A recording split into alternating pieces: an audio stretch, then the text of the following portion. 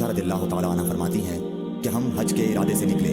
جب ہم مقام صرف میں پہنچے تو میں حائضہ ہو گئی اور اس رنج میں رونے لگی کہ رسول اللہ صلی اللہ علیہ وسلم تشریف لائے۔ آپ نے پوچھا تمہیں کیا ہو گیا ہے، کیا حائضہ ہو گئی ہو؟ میں نے کہا ہاں۔ آپ نے فرمایا یہ ایک ایسی چیز ہے جس کو اللہ تعالیٰ نے آدم کی بیٹیوں کے لیے لکھ دیا ہے، اس لیے تم بھی حج کے لیے افعال پورے کر لو، البتہ بیت اللہ کا طواف نہ کرنا۔ حضرت عائشہ رضی اللہ تعالی عنہا نے فرمایا کہ رسول اللہ صلی اللہ علیہ وسلم نے اپنی بیویوں کی طرف سے ایک گائے کی قربانی کی۔ صرف ایک مقام مکے سے 6-7 میل کے فاصلے پر ہے۔ صحیح بخاری حدیث نمبر 294۔ حضرت عائشہ رضی اللہ تعالی عنہا نے فرمایا میں رسول اللہ صلی اللہ علیہ وسلم کے سر مبارک کو حائضہ ہونے کی حالت میں کنگھا کیا کرتی تھی۔ صحیح بخاری حدیث نمبر 295۔ حشام بن عروہ نے عروہ کے واسطے سے بتایا کہ ان سے سوال کیا گیا کیا حائضہ بیوی میری خدمت کر سکتی ہے یا ناپاکی کی حالت میں عورت مجھ سے نزدیک ہو سکتی ہے؟ عروہ نے فرمایا میرے نزدیک تو اس میں کوئی حرج نہیں ہے، اس طرح کی عورتیں میری بھی خدمت کرتی ہیں اور اس میں کسی کے لیے بھی کوئی حرج نہیں، اس لیے کہ مجھے حضرت عائشہ رضی اللہ تعالی عنہا نے خبر دی کہ وہ رسول کریم صلی اللہ علیہ وسلم کو حائضہ ہونے کی حالت میں کنگھا کیا کرتی تھی اور رسول اللہ صلی اللہ علیہ وسلم اس وقت مسجد میں معتکف ہوتے، آپ اپنا سر مبارک قریب کر دیتے اور حضرت عائشہ رضی اللہ تعالی عنہا اپنے حجرے ہی سے کنگھا کر دیتی حالانکہ وہ حائضہ ہوتی۔ صحیح بخاری حدیث نمبر 296۔ حضرت عائشہ رضی اللہ تعالی عنہا نے بیان کیا کہ نبی کریم صلی اللہ علیہ وسلم میری گود میں سر رکھ کر قرآن مجید پڑھتے حالانکہ میں اس وقت حیض والی ہوتی تھی۔ صحیح بخاری حدیث نمبر 297۔ ام سلمہ رضی اللہ تعالی عنہا نے کہا کہ میں نبی کریم صلی اللہ علیہ وسلم کے ساتھ ایک چادر میں لیٹی ہوئی تھی، اتنے میں مجھے حیض آ گیا، اس لیے میں آہستہ سے باہر نکل آئی اور اپنے حیض کے کپڑے پہن لیے۔ حضور صلی اللہ علیہ وسلم نے پوچھا کیا تمہیں نفاس آ گیا ہے؟ میں نے عرض کیا ہاں، پھر مجھے آپ نے بلا لیا اور میں چادر میں آپ کے ساتھ لیٹ گئی۔ صحیح بخاری حدیث نمبر 298۔ حضرت عائشہ رضی اللہ تعالی عنہا نے فرمایا میں اور نبی کریم صلی اللہ علیہ وسلم ایک ہی برتن میں غسل کرتے تھے حالانکہ دونوں جنبی ہوتے۔ صحیح بخاری حدیث نمبر 299۔ حضرت عائشہ رضی اللہ تعالی عنہا نے فرمایا کہ آپ مجھے حکم فرماتے بس میں ازار باندھ لیتی، پھر آپ میرے ساتھ مباشرت کرتے، اس وقت میں حائضہ ہوتی۔ صحیح بخاری حدیث نمبر 300۔ حضرت عائشہ رضی اللہ تعالی عنہا فرماتی ہیں کہ آپ صلی اللہ علیہ وسلم اپنا سر مبارک میری طرف کر دیتے، اس وقت آپ اعتکاف میں بیٹھے ہوئے ہوتے اور میں حیض کی حالت میں ہونے کے باوجود آپ کا سر مبارک دھو دیتی۔ صحیح بخاری حدیث نمبر 301۔ حضرت عائشہ رضی اللہ تعالی عنہا نے فرمایا ہم ازواج میں سے کوئی جب حائضہ ہوتی اس حالت میں رسول اللہ صلی اللہ علیہ وسلم اگر مباشرت کا ارادہ کرتے آپ ازار باندھنے کا حکم دے دیتے باوجود حیض کی زیادتی کے، پھر بدن سے بدن ملاتے۔ آپ نے کہا تم میں ایسا کون ہے جو نبی کریم صلی اللہ علیہ وسلم کی طرح اپنی شہوت پر قابو رکھتا ہو؟ صحیح بخاری حدیث نمبر 302۔ نبی کریم صلی اللہ علیہ وسلم اپنی بیویوں میں سے کسی سے مباشرت کرنا چاہتے اور وہ حائضہ ہوتی تو آپ کے حکم سے وہ پہلے ازار باندھ لیتی۔ صحیح بخاری حدیث نمبر 303۔ رسول کریم صلی اللہ علیہ وسلم عید الاضحیٰ یا عید الفطر میں عیدگاہ تشریف لے گئے، وہاں آپ عورتوں کے پاس سے گزرے اور فرمایا اے عورتوں کی جماعت صدقہ کرو کیونکہ میں نے جہنم میں زیادہ تم ہی کو دیکھا ہے۔ انہوں نے کہا یا رسول اللہ صلی اللہ علیہ وسلم ایسا کیوں؟ آپ نے فرمایا کہ تم لعن طعن بہت کرتی ہو اور شوہر کی ناشکری کرتی ہو، باوجود عقل اور دین میں ناقص ہونے کے میں نے تم سے زیادہ کسی کو بھی ایک عقل مند اور تجربہ کار آدمی کو دیوانہ بنا دینے والا نہیں دیکھا۔ عورتوں نے عرض کی کہ ہمارے دین اور ہماری عقل میں نقصان کیا ہے یا رسول اللہ؟ آپ نے فرمایا کیا عورت کی گواہی مرد کی گواہی سے نصف نہیں ہے؟ انہوں نے کہا جی ہے۔ آپ نے فرمایا بس یہی اس کی عقل کا نقصان ہے۔ پھر آپ نے پوچھا کیا ایسا نہیں ہے کہ جب عورت حائضہ ہو تو نہ نماز پڑھ سکتی ہے نہ روزہ رکھ سکتی ہے؟ عورتوں نے کہا ایسا ہی ہے۔ آپ نے فرمایا کہ یہی اس کے دین کا نقصان ہے۔ صحیح بخاری حدیث نمبر 304۔ حضرت عائشہ رضی اللہ تعالی عنہا نے فرمایا کہ ہم رسول اللہ صلی اللہ علیہ وسلم کے ساتھ حج کے لیے اس طرح نکلے کہ ہماری زبانوں پر حج کے علاوہ اور کوئی ذکر ہی نہ تھا۔ جب ہم مقام صرف پہنچے تو مجھے حیض آ گیا۔ اس غم سے میں رو رہی تھی کہ نبی صلی اللہ علیہ وسلم تشریف لائے۔ آپ نے پوچھا کیوں رو رہی ہو؟ میں نے کہا کاش میں اس سال حج کا ارادہ ہی نہ کرتی۔ آپ نے فرمایا شاید تمہیں حیض آ گیا ہے۔ میں نے کہا جی ہاں۔ آپ نے فرمایا یہ چیز تو اللہ تعالیٰ نے آدم کی بیٹیوں کے لیے مقرر کر دی ہے، اس لیے تم جب تک پاک نہ ہو جاؤ طواف بیت اللہ کے علاوہ حاجیوں کی طرح تمام کام انجام دو۔ صحیح بخاری حدیث نمبر 305۔ فاطمہ ابی حبیش کی بیٹی نے رسول کریم صلی اللہ علیہ وسلم سے کہا کہ یا رسول اللہ صلی اللہ علیہ وسلم میں تو پاک ہی نہیں ہوتی، تو کیا میں نماز بالکل چھوڑ دوں؟ حضور صلی اللہ علیہ وسلم نے فرمایا کہ یہ رگ کا خون ہے، حیض نہیں، اس لیے جب حیض کے دن جن میں کبھی پہلے تمہیں عادتاً حیض آیا کرتا تھا آئیں تو نماز چھوڑ دے، اور جب اندازے کے مطابق وہ دن گزر جائیں تو خون دھو ڈال اور نماز پڑھ۔ صحیح بخاری حدیث نمبر 306۔ ایک عورت نے رسول کریم صلی اللہ علیہ وسلم سے سوال کیا۔ اس نے پوچھا کہ یا رسول اللہ آپ ایک ایسی عورت کے متعلق کیا فرماتے ہیں جس کے کپڑے پر حیض کا خون لگ گیا ہو؟ تو رسول اللہ صلی اللہ علیہ وسلم نے فرمایا کہ اگر کسی عورت کے کپڑے پر حیض کا خون لگ جائے تو چاہیے کہ اسے رگڑ ڈالے، اس کے بعد اسے پانی سے دھوئے، پھر اس کپڑے میں نماز پڑھ لے۔ صحیح بخاری حدیث نمبر 307۔ حضرت عائشہ رضی اللہ تعالی عنہا نے فرمایا کہ ہمیں حیض آتا تو کپڑے کو پاک کرتے وقت ہم خون کو مل دیتے، پھر اس جگہ کو دھو لیتی اور تمام کپڑے پر پانی بہا دیتی اور اسے پہن کر نماز پڑھتی۔ صحیح بخاری حدیث نمبر 308۔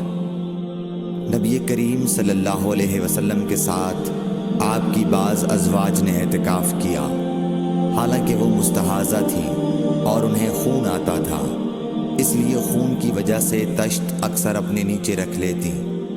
اور اکرمہ نے کہا کہ عائشہ رضی اللہ تعالی عنہا نے قسم کا پانی دیکھا تو فرمایا یہ تو ایسا ہی معلوم ہوتا ہے جیسے فلاں صاحبہ کو استحاضہ کا خون آتا تھا۔ صحیح بخاری حدیث نمبر 309۔ حضرت عائشہ رضی اللہ تعالی عنہا نے فرمایا کہ رسول اللہ صلی اللہ علیہ وسلم کے ساتھ آپ کی ازواج میں سے ایک نے اعتکاف کیا، وہ خون اور زردی نکلتے دیکھتی، تشت ان کے نیچے ہوتا اور نماز ادا کرتی تھی۔ صحیح بخاری حدیث نمبر 310۔ حضرت عائشہ رضی اللہ تعالی عنہا نے فرمایا کہ بعض امہات المومنین نے اعتکاف کیا حالانکہ وہ مستحاضہ تھیں۔ صحیح بخاری حدیث نمبر 311۔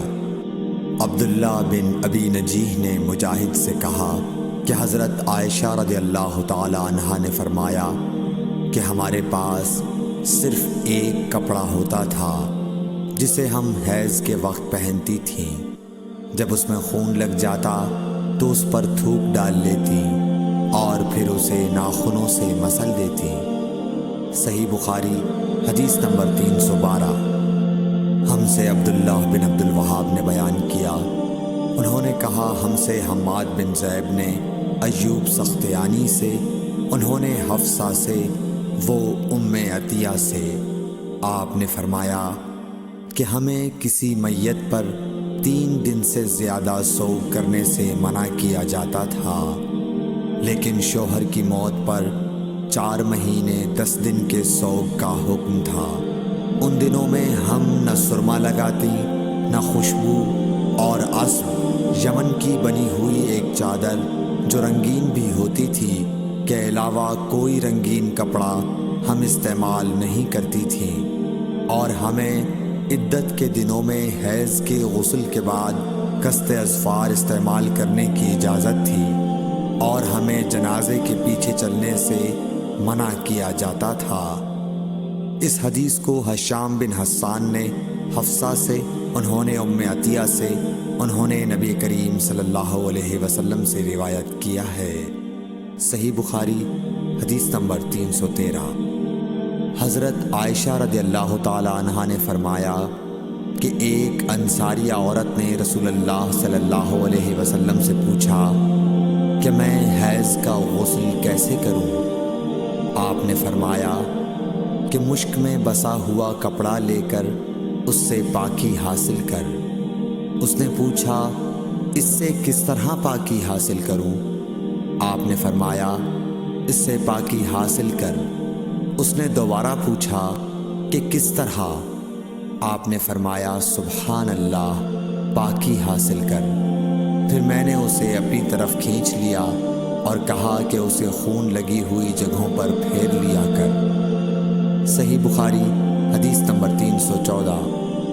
حضرت عائشہ رضی اللہ تعالی عنہا نے بیان کیا کہ انصاریہ عورت نے رسول اللہ صلی اللہ علیہ وسلم سے پوچھا کہ میں حیض کا غسل کیسے کروں؟ آپ نے فرمایا کہ ایک مشک میں بسا ہوا کپڑا لے اور پاکی حاصل کر۔ یہ آپ نے 3 دفعہ فرمایا۔ پھر حضور صلی اللہ علیہ وسلم شرمائے اور آپ نے اپنا چہرہ مبارک پھیر لیا یا فرمایا کہ اس سے پاکی حاصل کر۔ پھر میں نے انہیں پکڑ کر کھینچ لیا اور نبی کریم صلی اللہ علیہ وسلم جو بات کہنا چاہتے تھے وہ میں نے اسے سمجھائی۔ صحیح بخاری حدیث نمبر 315۔ حضرت عائشہ رضی اللہ تعالی عنہا نے بتلایا کہ میں نے نبی کریم صلی اللہ علیہ وسلم کے ساتھ حجۃ الوداع کیا۔ میں تمتع کرنے والوں میں تھی اور ہدی یعنی قربانی کا جانور اپنے ساتھ نہیں لے گئی تھی۔ حضرت عائشہ رضی اللہ تعالی عنہا نے اپنے متعلق بتایا کہ پھر وہ حائضہ ہو گئیں اور عرفہ کی رات آ گئی اور ابھی تک وہ پاک نہیں ہوئی تھی، اس لیے انہوں نے رسول اللہ صلی اللہ علیہ وسلم سے کہا کہ حضور آج عرفہ کی رات ہے اور میں عمرے کی نیت کر چکی تھی۔ رسول اللہ صلی اللہ علیہ وسلم نے فرمایا کہ اپنے سر کو کھول ڈال اور کنگاہ کر اور عمرے کو چھوڑ دے۔ میں نے ایسا ہی کیا۔ پھر میں نے حج پورا کر لیا اور لیلۃ الحسبہ میں عبد الرحمن بن ابو بکر کو حضور صلی اللہ علیہ وسلم نے حکم دیا وہ مجھے اس عمرے کے بدلے میں جس کی نیت میں نے کی تھی تنعیم سے دوسرا عمرہ کرا لائے۔ صحیح بخاری حدیث نمبر 316۔ حضرت عائشہ رضی اللہ تعالی عنہا نے فرمایا ہم ذی الحجہ کا چاند دیکھتے ہی نکلے۔ رسول کریم صلی اللہ علیہ وسلم نے فرمایا کہ جس کا دل چاہے تو اسے عمرے کا احرام باندھ لینا چاہیے، کیونکہ اگر میں ہدی ساتھ نہ لاتا تو میں بھی عمرے کا احرام باندھتا۔ اس پر بعض صحابہ نے عمرے کا احرام باندھا اور بعض نے حج کا۔ میں بھی ان لوگوں میں سے تھی جنہوں نے عمرے کا احرام باندھا تھا، مگر عرفہ کا دن آ گیا اور میں حیض کی حالت میں تھی۔ میں نے نبی کریم صلی اللہ علیہ وسلم سے اس کے متعلق شکایت کی تو آپ نے فرمایا کہ عمرہ چھوڑ اور اپنا سر کھول اور کنگاہ کر اور حج کا احرام باندھ لے۔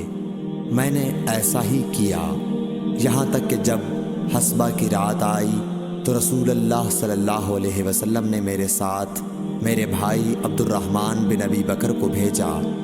میں تنعیم گئی اور وہاں سے اپنے عمرے کے بدلے دوسرے عمرے کا احرام باندھا۔ حشام نے کہا کہ ان میں سے کسی بات کی وجہ سے بھی نہ ہدی واجب ہوئی اور نہ روزہ اور نہ صدقہ۔ تنعیم حد حرم سے قریب 3 میل دور ایک مقام کا نام ہے۔ صحیح بخاری حدیث نمبر 317۔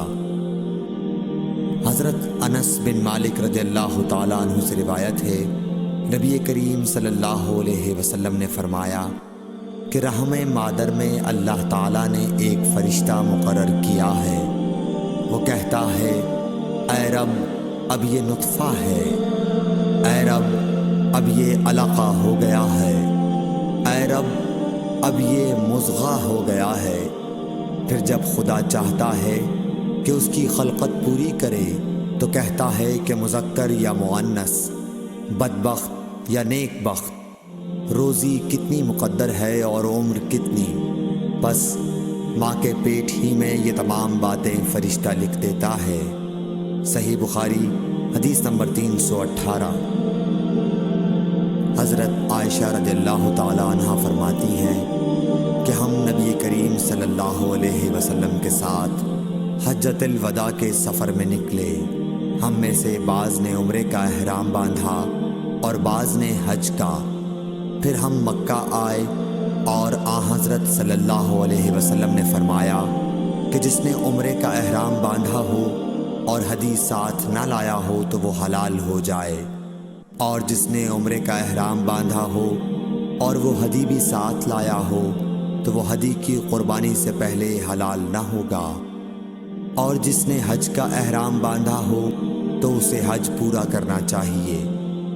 عائشہ نے کہا کہ میں حائضہ ہو گئی اور عرفہ کا دن آ گیا، میں نے صرف عمرے کا احرام باندھا تھا، مجھے نبی کریم صلی اللہ علیہ وسلم نے حکم دیا کہ میں اپنا سر کھول لوں، کنگھا کر لوں اور حج کا احرام باندھ لوں اور عمرہ چھوڑ دوں۔ میں نے ایسا ہی کیا اور اپنا حج پورا کر لیا۔ پھر میرے ساتھ حضرت صلی اللہ علیہ وسلم نے عبد الرحمن بن ابی بکر کو بھیجا اور مجھ سے فرمایا کہ میں اپنے چھوٹے ہوئے عمرے کے عوض تنعیم سے دوسرا عمرہ کر لوں۔ صحیح بخاری حدیث نمبر 319۔ عبداللہ بن محمد مسندی نے بیان کیا، کہا ہم سے سفیان بن عینیہ نے ہشام بن عروہ سے، وہ اپنے باپ سے، وہ حضرت عائشہ رضی اللہ تعالی عنہ سے کہ فاطمہ بنت ابی حبیش کو استحاضہ کا خون آیا کرتا تھا، تو انہوں نے نبی کریم صلی اللہ علیہ وسلم سے اس کے متعلق پوچھا۔ آپ نے فرمایا کہ یہ رگ کا خون ہے اور حیض نہیں ہے، اس لیے جب حیض کے دن آئیں تو نماز چھوڑ دیا کر، اور جب حیض کے دن گزر جائیں تو غسل کر کے نماز پڑھ لیا کر۔ صحیح بخاری حدیث نمبر 320۔ معاذہ بنت عبداللہ نے کہا کہ ایک عورت نے عائشہ رضی اللہ تعالی عنہ سے پوچھا کہ جس زمانے میں ہم پاک رہتے ہیں حیض سے، کیا ہمارے لیے اسی زمانے کی نماز کافی ہے؟ اس پر عائشہ رضی اللہ تعالی عنہ نے فرمایا کہ کیا تم حروریہ ہو؟ ہم نبی کریم صلی اللہ علیہ وسلم کے زمانے میں حائضہ ہوتی تھیں اور آپ ہمیں نماز کا حکم نہیں دیتے تھے، یا حضرت عائشہ رضی اللہ تعالی عنہ نے یہ فرمایا کہ ہم نماز نہیں پڑھتی تھیں۔ صحیح بخاری حدیث نمبر 321۔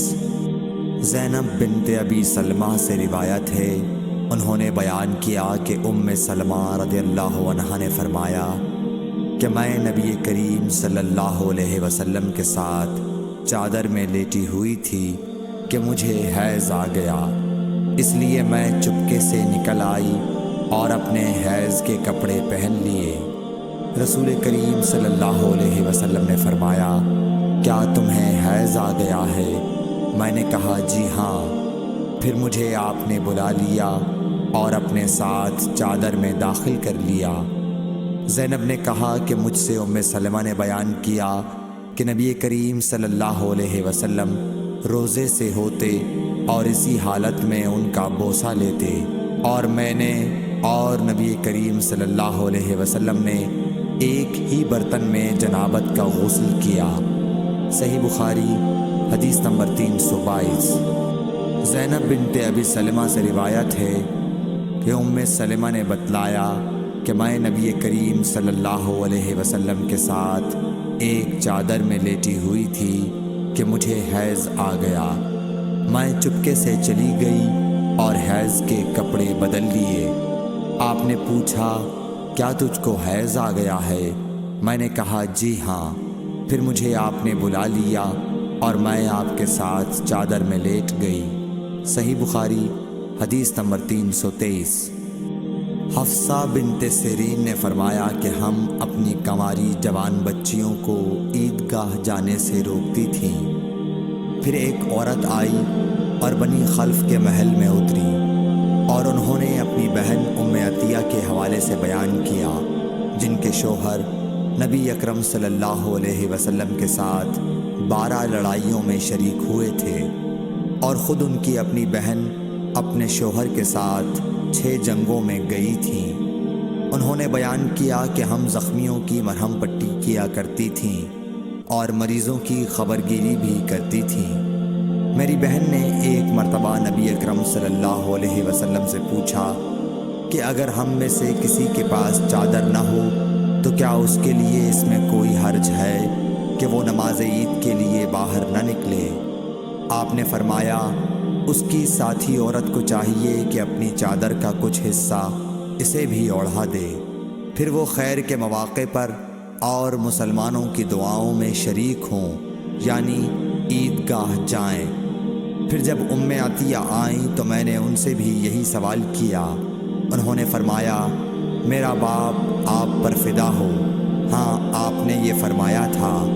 اور ام عطیہ جب بھی حضرت صلی اللہ علیہ وسلم کا ذکر کرتی تو یہ ضرور فرماتی کہ میرا باپ آپ پر فدا ہو۔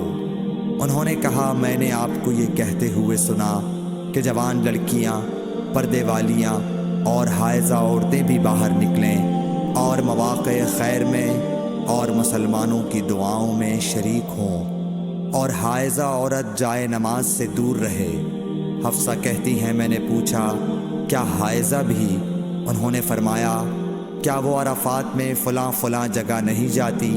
یعنی جب وہ ان جملہ مقدس مقامات میں جاتی ہیں تو پھر عیدگاہ میں کیوں نہ جائیں؟ صحیح بخاری حدیث نمبر 324۔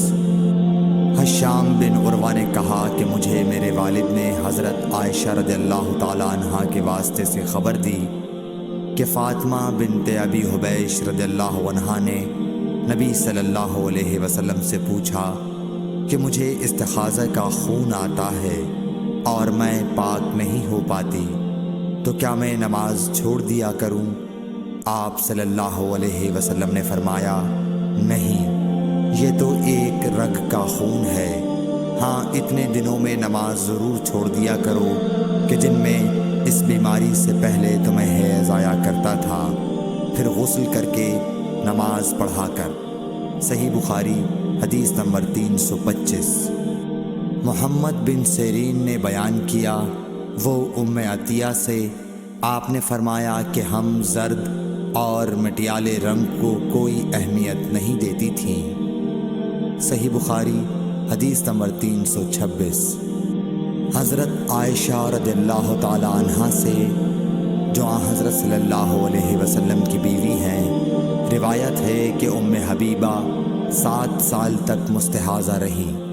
انہوں نے نبی کریم صلی اللہ علیہ وسلم سے اس کے بارے میں پوچھا تو آپ صلی اللہ علیہ وسلم نے انہیں غسل کرنے کا حکم دیا اور فرمایا کہ یہ رگ کی وجہ سے بیماری ہے، بس ام حبیبہ ہر نماز کے لیے غسل کرتی تھیں۔ صحیح بخاری حدیث نمبر 327۔ حضرت عائشہ رضی اللہ تعالیٰ عنہا سے روایت ہے کہ انہوں نے رسول کریم صلی اللہ علیہ وسلم سے کہا کہ حضور صفیہ بنت حی کو حج میں حیض آ گیا۔ رسول اللہ صلی اللہ علیہ وسلم نے فرمایا شاید کہ وہ ہمیں روکیں گی، کیا انہوں نے تمہارے ساتھ طواف زیارت نہیں کیا؟ عورتوں نے جواب دیا کہ کر لیا ہے۔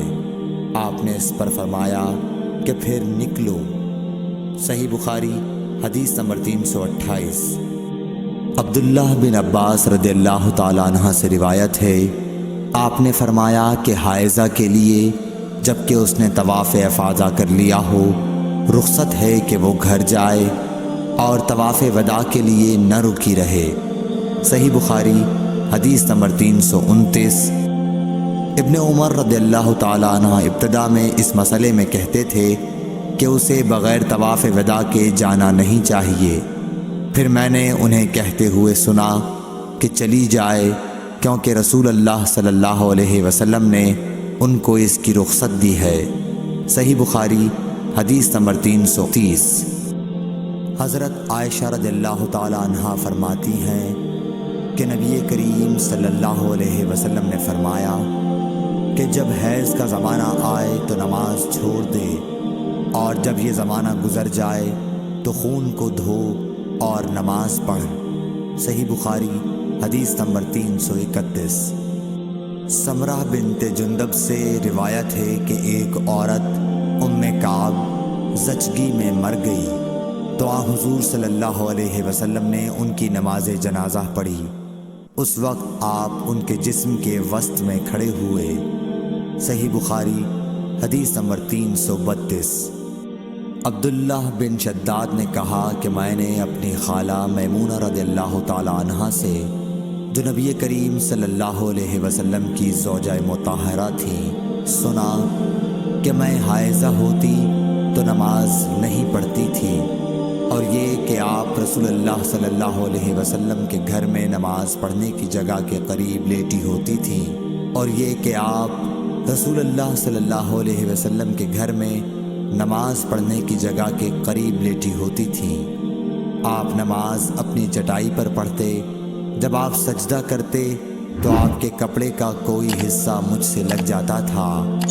صحیح بخاری حدیث نمبر 333۔